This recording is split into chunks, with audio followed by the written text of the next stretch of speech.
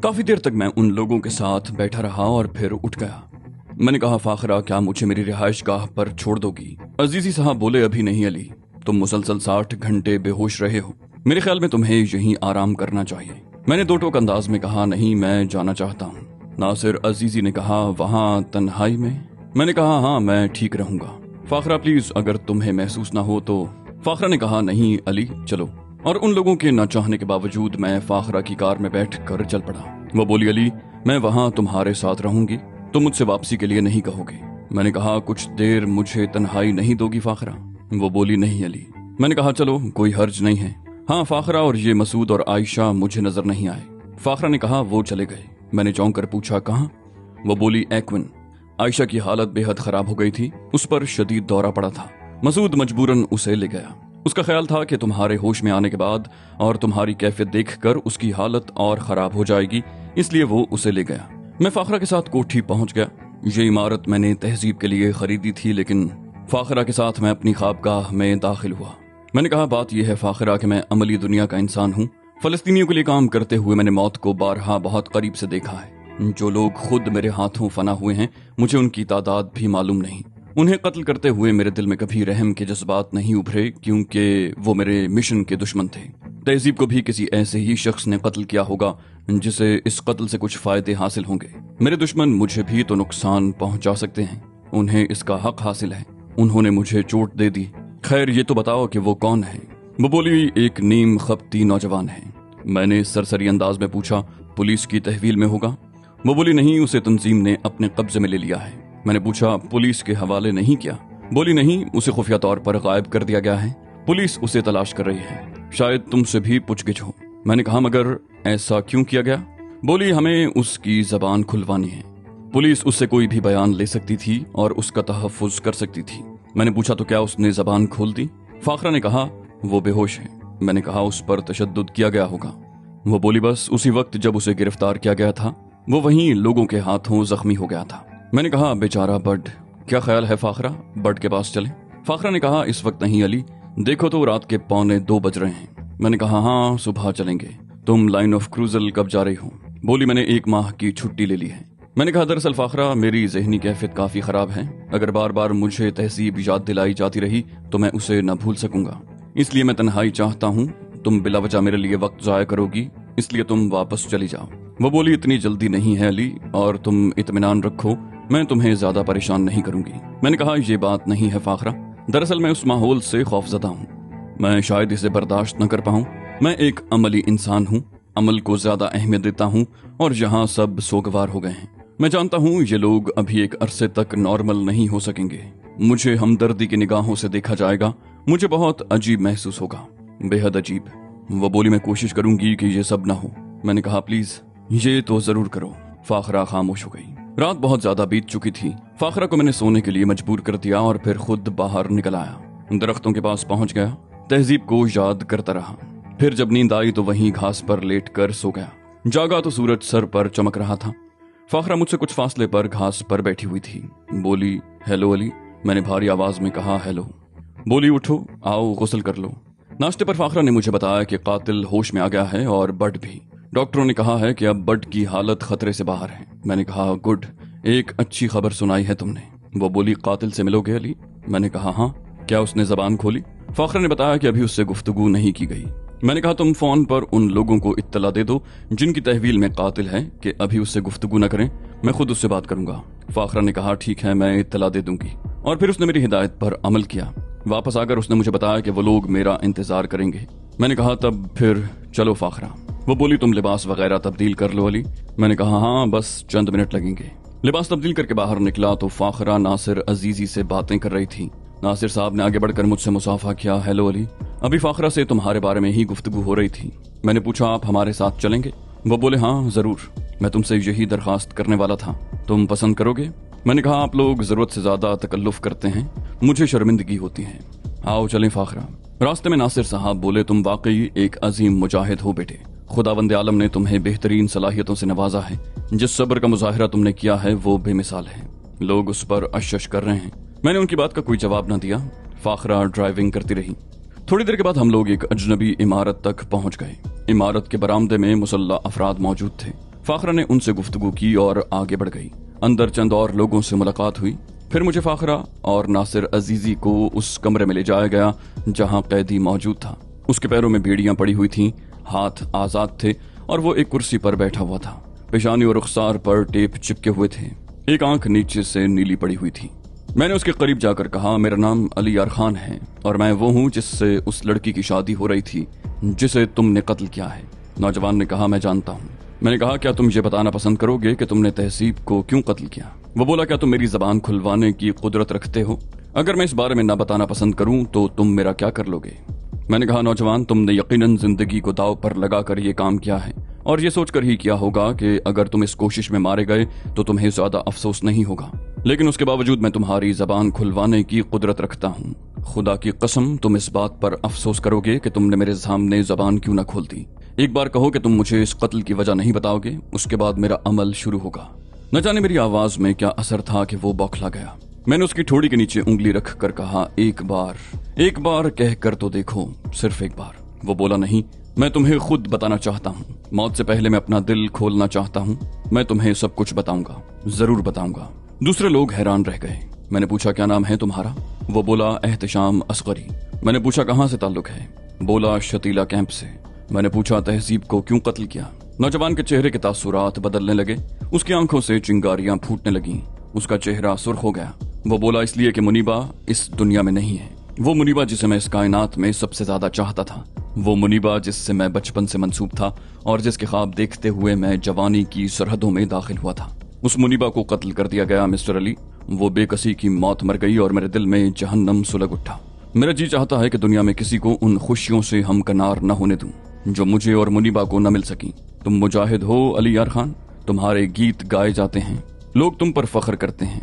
क्या तुम्हें ये बात जेब देती है कि हम बेशुमार इंसानों को मौत और जिंदगी की कश्मकश में गिरफ्तार रहने दो और अपनी खुशियों की दुनिया आबाद कर लो? तुम्हें इसका कोई हक नहीं पहुंचता मिस्टर अली, लेकिन जब तुमने हमारे इस हक को तस्लीम नहीं किया तो मैंने आगे बढ़कर तुमसे तुम्हारी खुशियां छीन ली। हाँ, मैं एतराफ करता हूँ कि मैंने पूरी प्लानिंग के साथ तुम्हारी होने वाली बीवी को कत्ल कर दिया, इसलिए कि मुनीबा मेरी जिंदगी में शामिल नहीं हो सकी। तुम बताओ, तुम्हें इसका क्या हक पहुंचता था? तुम्हें अपनी खुशियों के दरमियान हमें भूलने का क्या हक है, जबकि तुम्हारा दावा है कि तुम हमारे मोहसिन हो? जवाब दो अली, मैं तुमसे जवाब तलब करता हूँ। नासिर अजीजी ने गुर्राए हुए लहजे में कहा, जलील इंसान जलील, तेरा ताल्लुक फलस्तीनियों से है। तू हम में से होगा, इसका मैं तसव्वुर भी नहीं कर सकता था। मैंने हाथ बुलंद करके उन्हें रोक दिया। मैंने पूछा, मुनीबा कैसे हलाक हुई? वो बोला, उसे भी कत्ल कर दिया गया था। इसराइली दरिंदों ने उसे मुझसे छीन लिया था और उसके बाद से मैं तंजीम में शामिल होकर उन दरिंदों को बेदरीग कत्ल करता रहा। मेरे ये हाथ बेशुमार इसराइली वैश्यों के खून से रंगे हुए हैं। उन्हें हलाक करना तो मेरा मिशन था, लेकिन मैं किसी और की खुशियों को भी बर्दाश्त नहीं कर सकता। समझे तुम? मैं जानता हूं कि तुम लोग मेरे साथ क्या सलूक करोगे, लेकिन मैं अपनी इस मौत पर कतई शर्मिंदा नहीं हूं। किसी को हक नहीं है कि अगर मुनीबा मर गई है तो वो अपनी मोहब्बत को आबाद करे। मैं इस कायनात में किसी भी मोहब्बत करने वाले को जिंदा नहीं छोड़ सकता। ये मेरा अहद है। नासिर अजीजी ने कहा, तू जानता है कुत्ते, तू जानता है कि अली फलस्तीनी नहीं है। वो सिर्फ इंसानियत के नाम पर हमसे ताउन कर रहा है। हमें क्या हक पहुंचता है बेगैरत कि हम इसकी खुशियां छीन लें? तूने इंतहाई नासिपासी का सबूत दिया है। हम लोग अपने आप को माफ नहीं कर सकते। अभी तक तो जहन में सिर्फ ये ख्याल था कि ये अली के खिलाफ कोई इसराइली साजिश है, लेकिन ये जानकर कि ये सारी कार्रवाई हम में से किसी एक ने की है, हमारी पूरी कौम के सर झुक गए हैं। एहतशाम, तूने हमें हमेशा के लिए अपनी ही निगाहों में जलील कर दिया है। नासिर अजीजी की आवाज भर्रा गई। वो बोला, मैं कुछ नहीं जानता, बस मैं इस शख्स को मुसर्रतों से हमकनार होते नहीं देख सकता था और मैंने वही किया जो मेरे दिल ने कहा।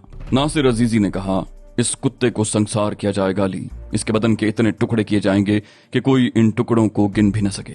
मैं इसके पूरे खानदान को फना कर दूंगा। मैं उन्हें जिंदा नहीं छोड़ूंगा। नासिर अजीजी के लहजे में बेपनाह गैज़ो गज़ब था। मेरे होंठों पर फीकी सी मुस्कुराहट फैल गई। मैंने कहा, नहीं नासिर साहब, नहीं, इसे छोड़ दीजिए। इसका कोई कसूर नहीं है। ये जज्बाती है, पागल है। इस अहमक ने बिला वजह तहजीब की जिंदगी ले ली। अरे पागल, हम तो ये सब कुछ नहीं चाहते थे। हमारे जहन में तो तुम लोगों के लिए आग सुलग रही थी। हमारी तो यही ख्वाहिश थी और हमने यही फैसला किया था कि जब तक फलस्तीन का एक एक बाशिंदा अपनी छत के नीचे वापस नहीं आ जाएगा, हम अपनी खुशियों का आगाज नहीं करेंगे। और वो भी इसके लिए तैयार थी। उसने हमेशा खुलूस दिल से यही कहा था कि वो इंतजार करेगी उस वक्त का जब हम अपने मकसद में कामयाब हो जाएंगे, जब एक एक फलस्तीनी को उसकी खुशियां नसीब हो जाएंगी। लेकिन یہاں کچھ لوگوں نے اپنی محبتوں کے ساتھ ہمیں بھی فنا کر دیا۔ ہم لوگ یہ خود نہیں چاہتے تھے احتشام اصغری، خدا کی قسم ہم لوگ یہ نہیں چاہتے تھے۔ اس وقت میرے لیے جذبات پر قابو پانا مشکل ہو رہا تھا۔ میں نے کہا نہیں ناصر صاحب نہیں، اس شخص کو میں کوئی سزا نہیں دے سکتا، میں اسے موت کی سزا نہیں دے سکتا۔ آپ اس کے ساتھ جو سلوک چاہیں کریں لیکن اس میں میری مرضی شامل نہیں ہوگی۔ ٹھیک ہے احتشام ٹھیک ہے، لیکن تیری منیبا کو ہم لوگوں میں سے کسی نے قتل نہیں کیا تھا۔ اگر تو میری تہذیب کو زندہ رہنے دیتا تو تیرا احسان ہوتا، لیکن تو نے یہ احسان مجھ پر نہ کیا۔ ٹھیک ہے، میں تیزی سے مڑ کر وہاں سے چل پڑا۔ مجھ میں وہاں رکنے کی تاب نہیں تھی۔ یہ جان کر کے ایک فلسطینی نوجوان نے مجھے میری کاوشوں کا یہ صلہ دیا ہے، میرے دل میں ایک بار پھر غم و غصے کا طوفان لہریں لینے لگا۔ کیسے لوگ ہیں یہ؟ کم از کم انہیں غور تو کرنا چاہیے۔ مجھ پر شک کیا، مجھ سے بد دل ہوئے۔ میں ان سے دور چلا گیا، لیکن ان کے مفادات کی خاطر لڑتا رہا۔ انہوں نے اس پر بھی مجھے نہ جینے دیا۔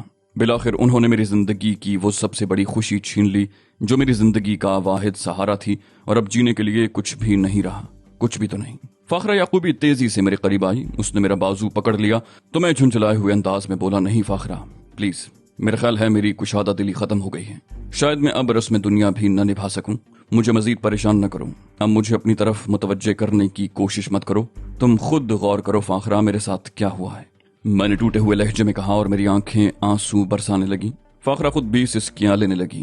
میں اسے وہیں چھوڑ کر تیز رفتاری سے آگے بڑھ گیا۔ ناصر عزیزی صاحب نے میرے پیچھے لپکنے کی کوشش کی تھی، لیکن میں نے اپنی رفتار بڑھا دی اور پھر میں اس عمارت سے باہر نکل آیا۔ میں ان لوگوں کی نگاہوں سے دور ہو جانا چاہتا تھا، ان سے دور جانا چاہتا تھا۔ میں برق رفتاری سے چلتا ہوا شہر کی بھیڑ میں گم ہو گیا۔ فاخرہ یا ناصر عزیزی صاحب مجھے تلاش نہیں کر سکے تھے۔ کافی دور نکلنے کے بعد میں ایک ریستوران میں پہنچ گیا۔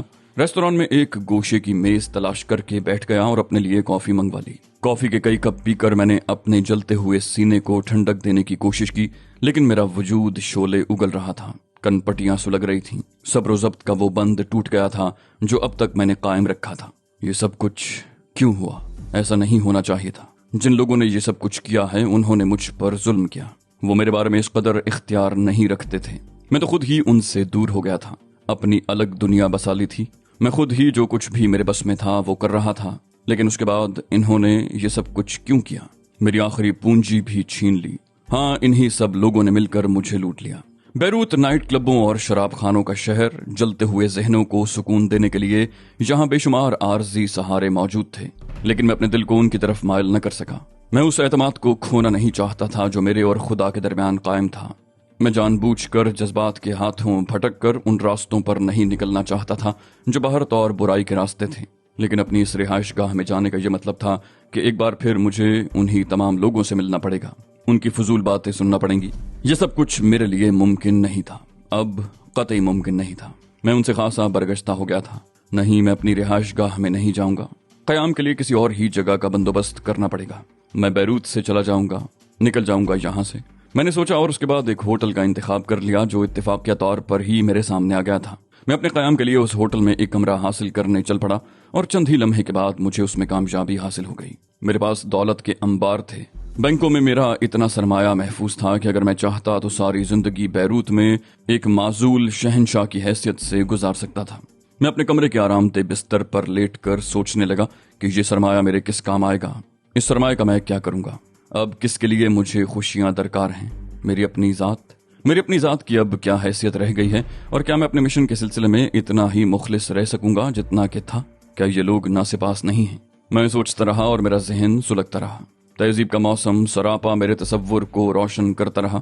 تہذیب، ان لوگوں نے تیرے ساتھ بہت ظلم کیا ہے، میں اس واقعے کو کبھی فراموش نہیں کر سکوں گا، کبھی نہیں۔ میں بلک بلک کر رونے لگا اور اب تک میرے ذہن پر جو بوجھ تھا آنکھوں سے آنسوؤں کی شکل میں بہنے لگا۔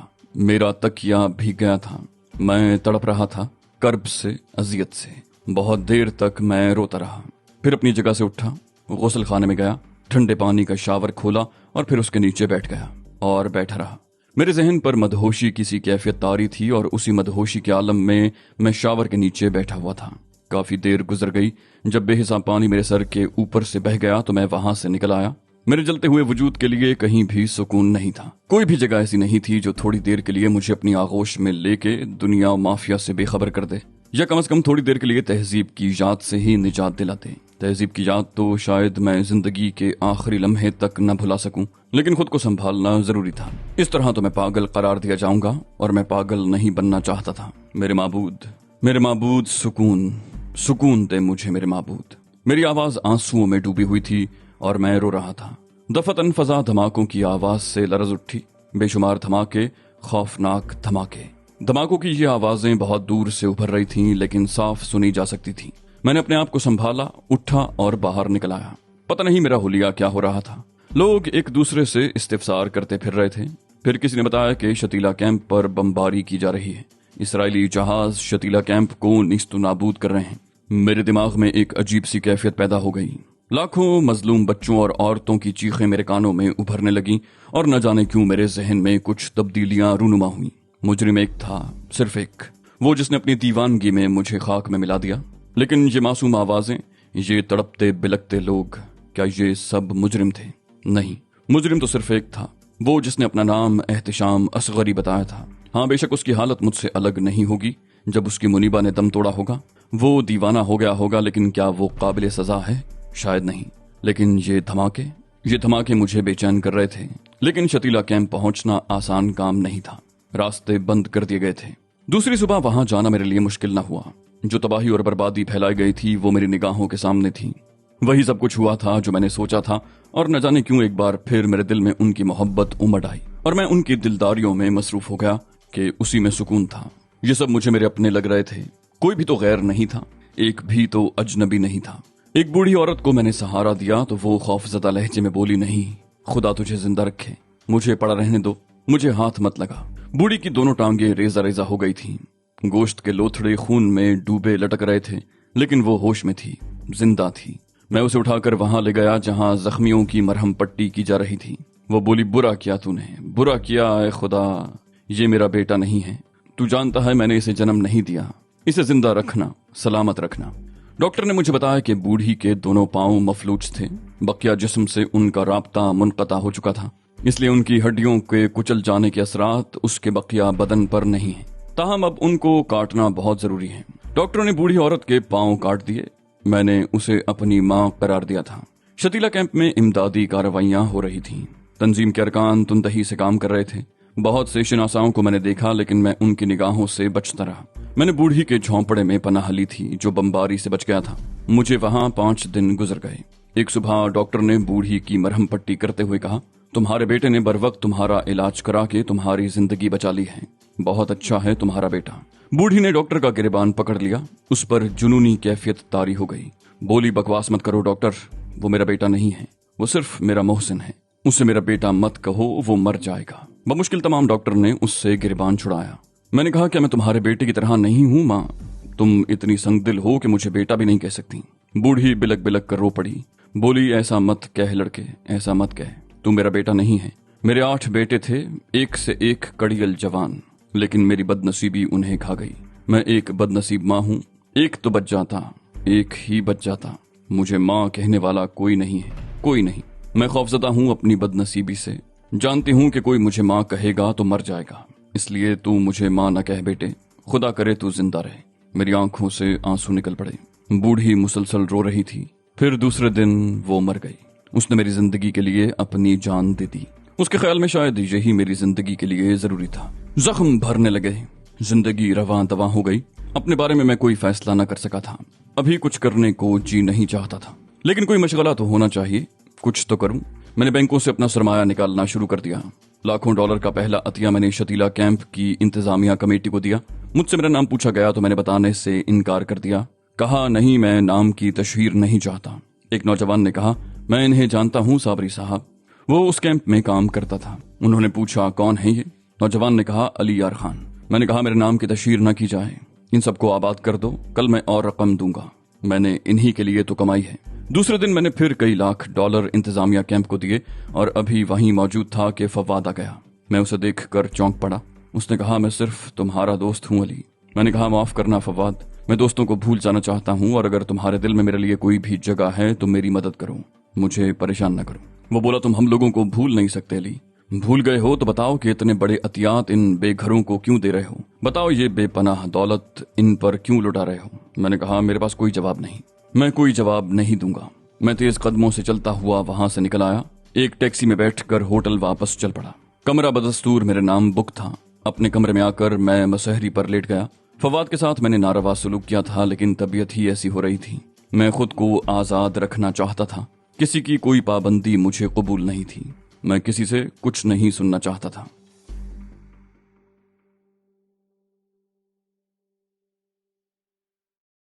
तो दोस्तों, ये थी हमारी आज की एपिसोड। उम्मीद करते हैं आपको हमारी कहानी पसंद आई होगी। जाने से पहले इस वीडियो को लाइक कीजिए और शेयर करना मत भूलिए। कमेंट करके हमें बताइए कि आपको हमारी वीडियो कैसी लगी। और अगर अभी तक आपने इस चैनल को सब्सक्राइब नहीं किया तो इसे सब्सक्राइब कीजिए और बेल आइकन दबाकर ऑल नोटिफिकेशंस ऑन कर लीजिए।